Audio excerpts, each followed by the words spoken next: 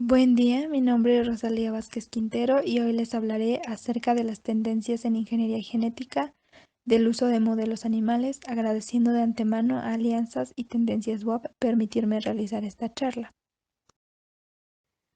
Los temas de los que voy a hablar durante la ponencia son 1. Los modelos animales desde una perspectiva general, 2. Un poco de historia, 3. Los modelos animales transgénicos, 4. Métodos de transgénesis, 5. Aplicaciones con respecto a estos modelos y finalmente una breve conclusión.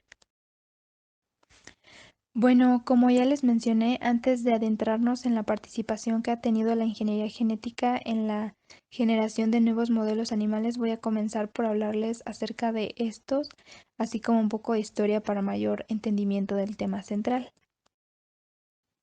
Los modelos animales son organismos vivos, especialmente animales no humanos, en los cuales pueden ser estudiados fenómenos de interés y en los cuales estos fenómenos se parecen de cierto modo al del animal objetivo, es decir, el humano.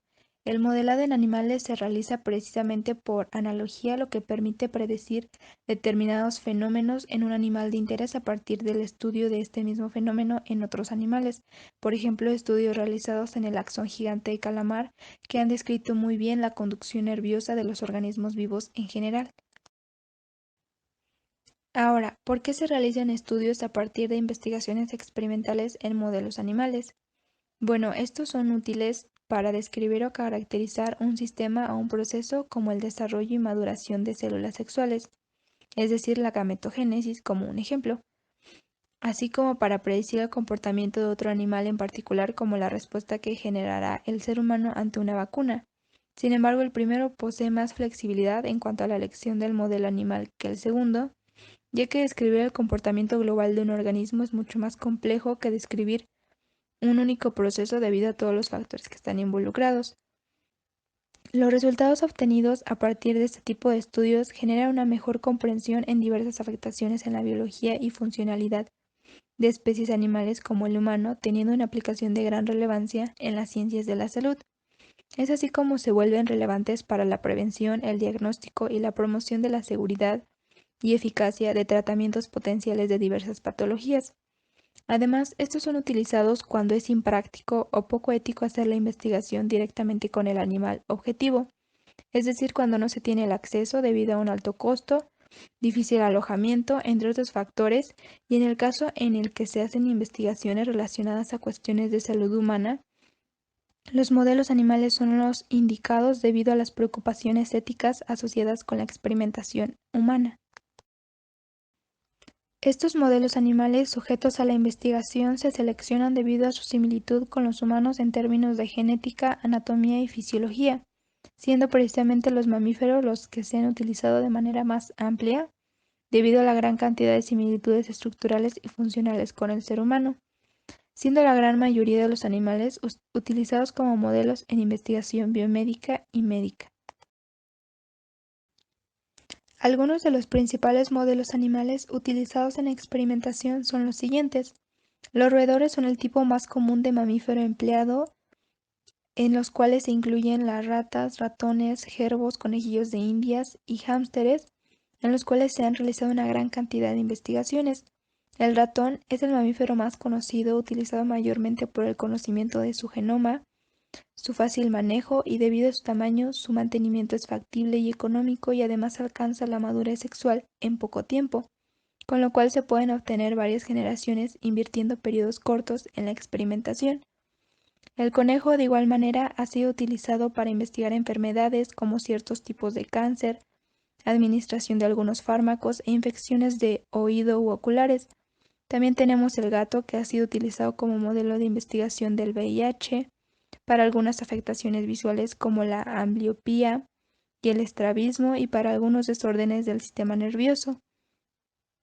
El perro ha sido destinado para la investigación cardiopulmonar, la diabetes mellitus, trasplante de órganos y problemas osteológicos. Finalmente, los primates no humanos son objeto de investigación para el SIDA, tipos de cáncer, enfermedades cardíacas y aprobación de fármacos como anestésicos. Además de los animales que acabo de mencionar, también son utilizados algunos animales de granja como las ovejas, vacas, caballos, cabras y cerdos, aunque en menor medida, ya que estos son animales de mayor tamaño, por lo que el costo de alojamiento y cuidados que se les tiene que dar son más elevados, incluyendo el hecho de que su manipulación resulta más difícil. Como pudieron observar, los animales utilizados como modelos en experimentación son bastantes, lo cual se debe a que con el paso del tiempo ha ido en crecimiento el número de especies utilizadas con el avance de la ciencia y la tecnología. Justamente acerca de esto es de lo que voy a hablar a continuación, la evolución de la experimentación en modelos animales. Los animales se han utilizado en estudios e investigaciones durante milenios en la historia de la humanidad, y precisamente el uso de animales como modelos de anatomía y fisiología humana comenzó en la antigua Grecia, con Aristóteles, quien usó animales en estudios principalmente para avanzar en la comprensión de los animales vivos, logrando describir a más de 500 especies diferentes. Posteriormente, en la era romana, Galeno, médico y filósofo, describe acerca de la anatomía y fisiología de los animales, basándose en disecciones de macacos, cerdos y cabras, por lo que es reconocido como el padre de la vivisección. Gran parte de su trabajo fue mejorado con los estudios y observaciones de Andreas Vesalius, destacado anatomista belga-holandés, y William Harvey, médico inglés que describió el sistema circulatorio en detalle a partir del siglo XVII. Como cuarto acontecimiento tenemos el estudio de Claude Bernard, quien describe el papel del páncreas en la digestión en 1848. Este personaje pensaba que los fenómenos de la vida debían estudiarse en el contexto en el que se desarrollan, es decir, realizaba sus investigaciones en animales vivos y estaba convencido de que la vivisección era el mejor camino para encontrar la verdad en medicina. Fue a partir de principios del siglo XX que el uso de modelos animales se había incrementado dramáticamente, donde la posibilidad de experimentar en situaciones controladas e imitar condiciones biológicas de enfermedades humanas y animales reforzó el desarrollo de métodos científicos y así la creación del concepto de modelos biológicos animales. Como quinto acontecimiento tenemos que los ratones fueron empleados por primera vez para la investigación genética por el biólogo francés Lucien Cueynot en 1902. Paralelo a este hecho, en los Estados Unidos, William Castle y Clarence Little comenzaron a criar ratones y realizaron una serie de estudios sobre la genética de los colores del pelaje de los ratones. En 1922, la insulina fue aislada a partir de perros gracias al equipo conformado por el cirujano Frederick Banting, el estudiante de medicina Charles Best y el bioquímico James Collip, un hecho que revolucionó el tratamiento de la diabetes. Después tenemos el desarrollo de la vacuna oral viva contra el virus de la poliomielitis por Albert Sabin en 1957, que fue gracias a los estudios que realizó en primates. En 1974, Rudolf Janisch y Beatrice Mintz produjeron los primeros animales transgénicos al infectar embriones de ratón con el virus SV40 a través de una inyección en blastocitos y demostrar que el ADN viral estaba integrado en la línea germinal.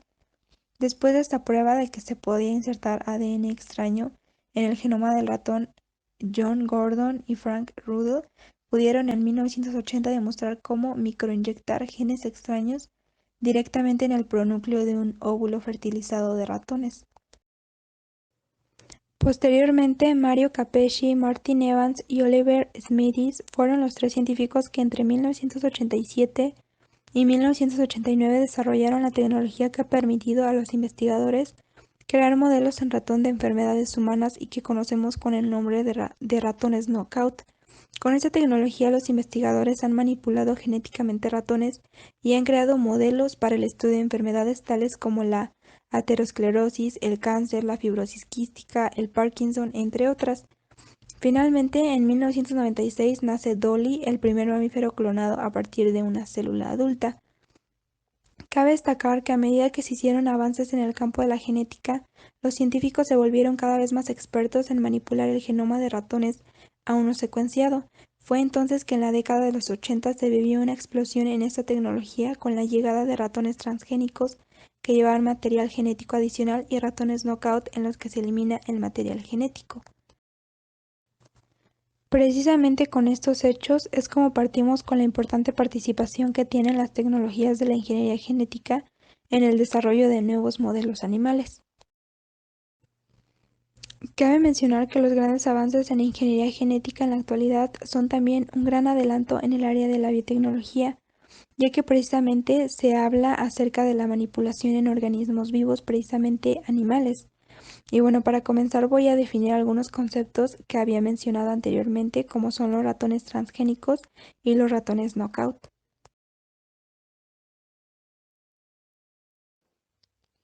Los ratones transgénicos son animales donde un gen extraño se integra permanentemente en el material genético del animal, el ADN, tanto en las células reproductivas, es decir, germinales, como en las no reproductivas, es decir, somáticas, lo que lleva a la expresión y propagación del gen a través de generaciones futuras.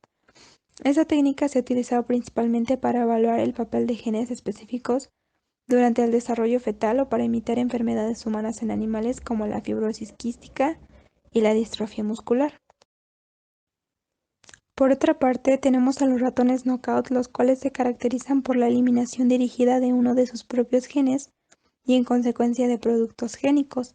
Este enfoque permite inferencias sobre la función del gen eliminado comparando el fenotipo, es decir, la apariencia o el comportamiento de los ratones knockout con el de los ratones normales.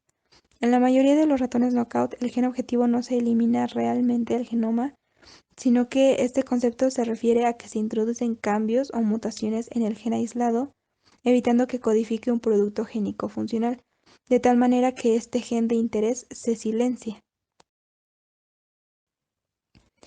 Bueno, actualmente también ha surgido un nuevo concepto que es el de modelos humanizados, los cuales son consecuencia de, de la necesidad de que el modelado animal se mueva cada vez más hacia modelos que imiten de manera más apropiada las condiciones humanas, utilizando múltiples modelos para garantizar la solidez de los datos y nuevas herramientas genéticas y metagenómicas.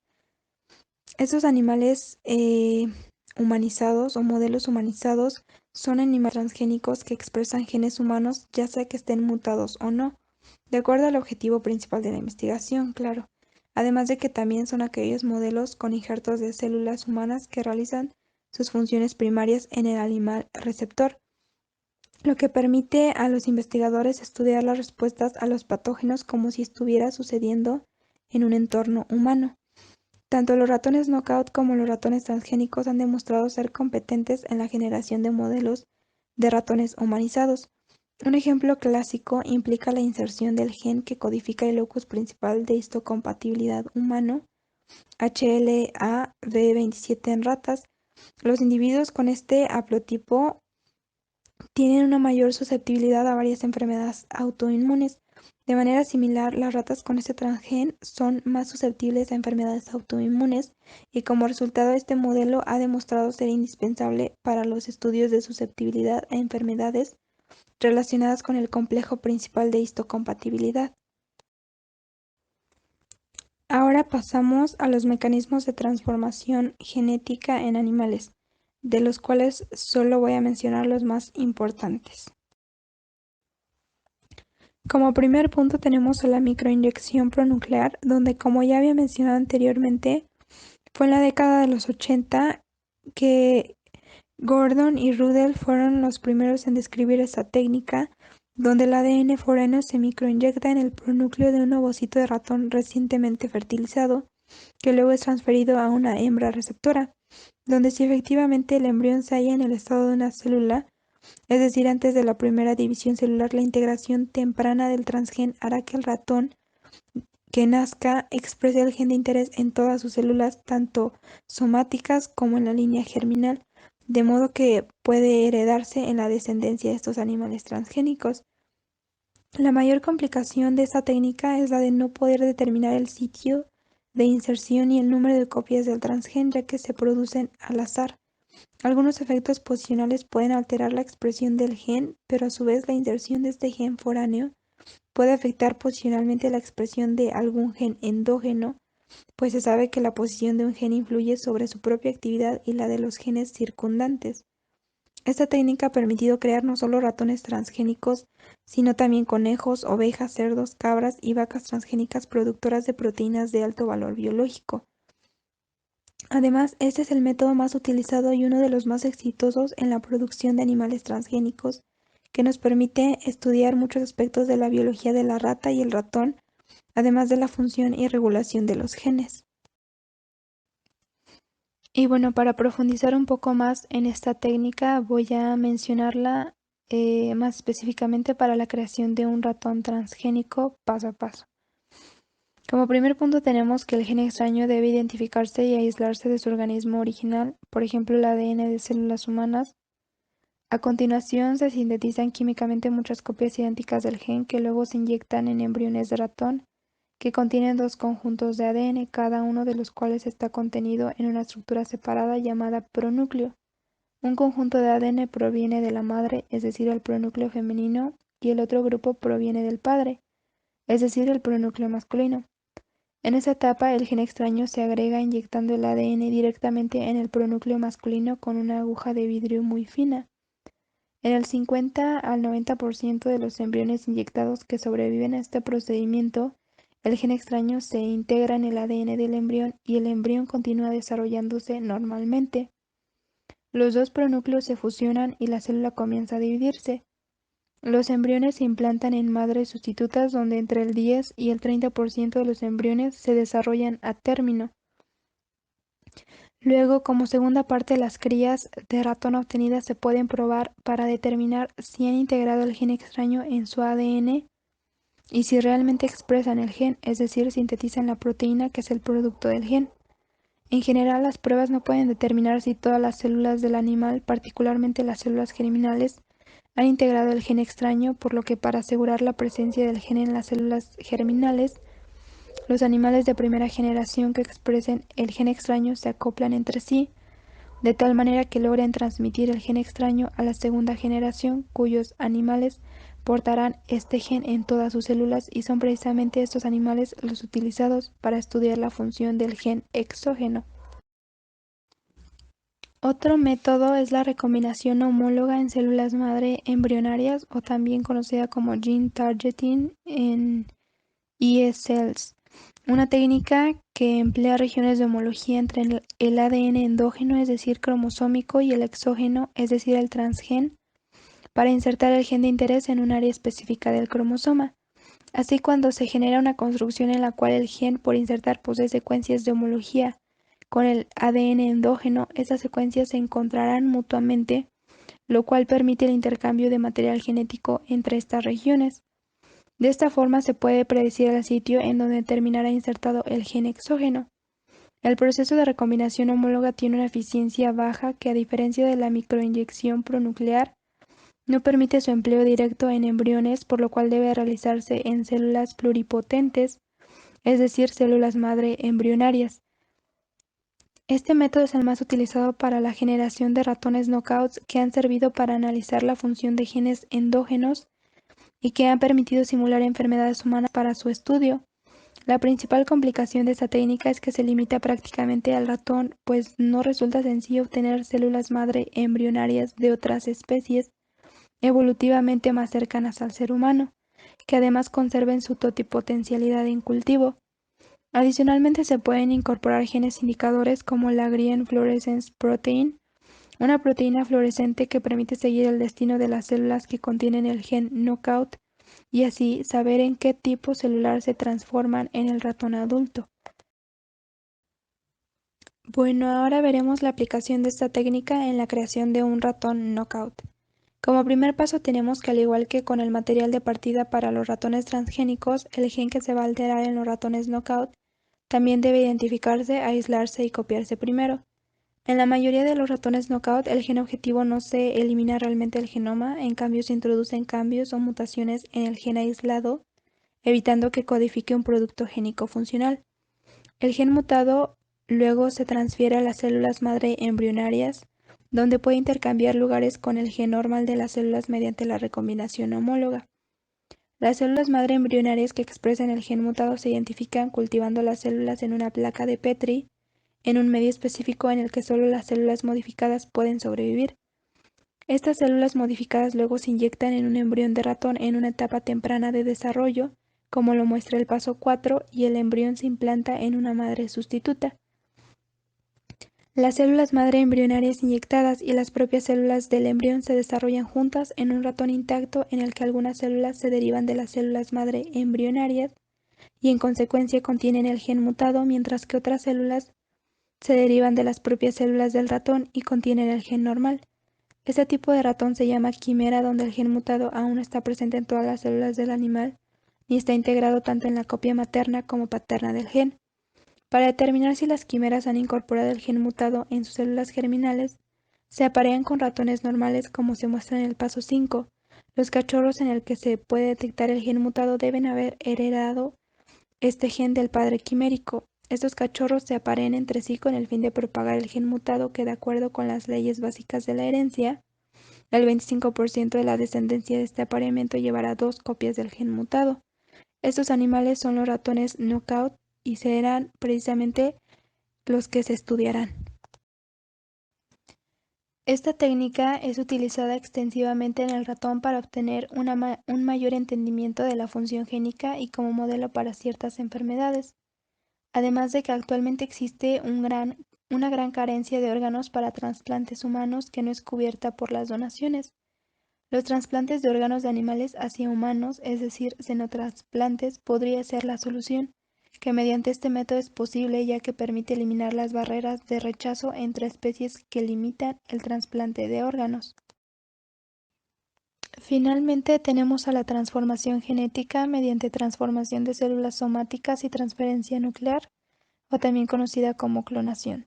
Este es un proceso que permite obtener copias idénticas o casi idénticas de las células madre o progenitoras utilizadas, que consiste en extraer el material genético de un ovocito, proceso conocido como enucleación, para luego introducir en él el material genético de una célula del animal por clonar.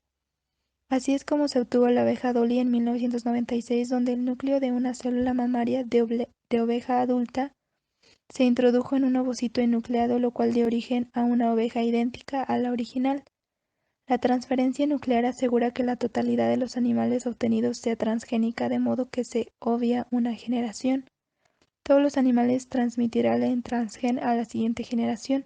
Con esta combinación de técnicas se han obtenido ovejas, cerdos y vacas transgénicas. Este proceso puede ser empleado en dos direcciones diferentes. Como primera dirección tenemos el empleo de la clonación con fines reproductivos, donde si el producto embrión se transfiere a un útero, se produce la implantación en el endometrio y se desarrolla un nuevo ser, es decir, apunta a duplicar seres vivos completos. Después, la segunda utilidad de la clonación es con fines terapéuticos, donde el producto embrión se transfiere a un medio de cultivo en el que el embrión dará origen a células madre embrionarias con la potencialidad para diferenciarse hacia cualquier tipo de célula adulta, cuya técnica promete convertirse en una alternativa para prevenir y tratar ciertas enfermedades. De igual manera se presenta como una alternativa prometedora en cuanto al reemplazo de tejidos y órganos lesionados, ya que el trasplante de tejidos obtenidos por este medio no provocaría rechazo inmunológico, pues se comporta como injertos autólogos gracias a que son genéticamente idénticas a las células del receptor o del paciente. Otras aplicaciones que tiene la clonación es que esta técnica da la posibilidad de multiplicar razas de animales seleccionados, lo que podría aumentar la eficiencia de la productividad pecuaria. Con la clonación, los productores que pudieran pagar este servicio recibirían embriones que serían clones de las vacas más productivas de los rebaños de élite, con lo que incrementarían el rendimiento de sus rebaños en tan solo una generación. También esta técnica se emplea en la conservación genética, ya que los métodos actuales de conservación consisten en almacenar semen o embriones congelados, procesos que son muy largos y costosos. Como consecuencia, el futuro de solo unas pocas razas está asegurado. La tecnología de clonación puede proporcionar una forma más simple y efectiva de conservar estas razas, por cuanto muestras de sangre, biopsias de piel o incluso pelo pueden ser utilizadas como fuentes de células que podrían ser crecidas brevemente en el laboratorio, mantenidas y congeladas mediante su almacenamiento en nitrógeno líquido para ser luego utilizadas en experimentos de transferencia nuclear. Finalmente tenemos una comparación de los tres métodos de transgénesis mencionados anteriormente. En el primer caso tenemos a la microinyección pronuclear en la que en determinadas situaciones la integración del transgen también puede llegar a ocurrir después de la primera división del cigoto, lo que resultaría en animales fundadores mosaicos. Estos animales mosaicos aún transmiten el transgen a la descendencia, pero lo harían a una frecuencia mucho menor al 50%. Desgraciadamente, la eficiencia para generar animales transgénicos utilizando esta tecnología es baja, particularmente en animales de granja. En el segundo caso tenemos al gene targeting, donde se asegura que solo el 25% de la descendencia llevará el transgen en todas sus células.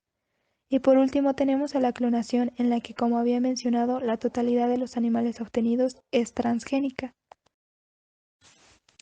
Además de estas técnicas han surgido herramientas para la edición de genes que se utilizan para desarrollar métodos poderosos de ingeniería genética. Entre estas tenemos a las recombinasas, las cuales son enzimas que permiten la mutagénesis específica de sitio, es decir, que reconocen sus sitios objetivo e inducen la recombinación entre ellos, escindiendo así los fragmentos de ADN ubicados entre ellos. Dependiendo de la orientación de los sitios de unión, las recombinasas pueden causar deleciones, inserciones, translocaciones e inversiones. De igual manera tenemos a las nucleasas, donde las endonucleasas específicamente, también conocidas como enzimas de restricción, son aquellas que inducen rupturas bicatenarias en la molécula de ADN que luego pueden ser reparadas por los sistemas celulares de reparación del ADN. Existen dos formas de reparar estos cortes en ambas hebras, una la no homóloga y la otra homóloga. En el caso de la no homóloga, una proporción de la ruptura bicatenaria dentro de la población celular se reparará incorrectamente, lo que conducirá a inserciones o deleciones genéticas heterogéneas en el sitio objetivo.